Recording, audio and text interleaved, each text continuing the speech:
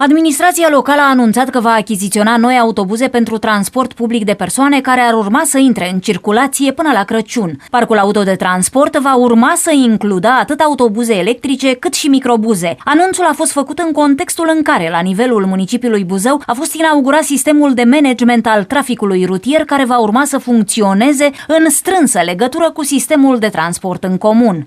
Mai avem încă 9 autobuze, în afară de cele 4, care vor intra și ele până în data de 22 decembrie vor intra în circulație în municipiul Buzău.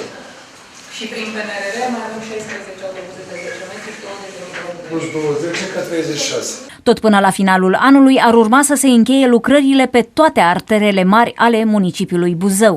Fiecare proiect în parte a avut de suferit, dar cel mai important este faptul că, iată, până la Crăciun vom finaliza toate cele 4 proiecte care au fost simultan pe Bulevardul Unirii și nu numai. Mă refer și la zona industrială, mă refer și pe Transilvanie, mă refer și pe Marghiloman, unde încă nu s-au terminat toate proiectele pentru că vom avea acolo și rețele de apă, canalizare. Potrivit administrației locale, traficul în municipiul Buzău ar urma să se îmbunătățească în urma implementării sistemului inteligent de semaforizare.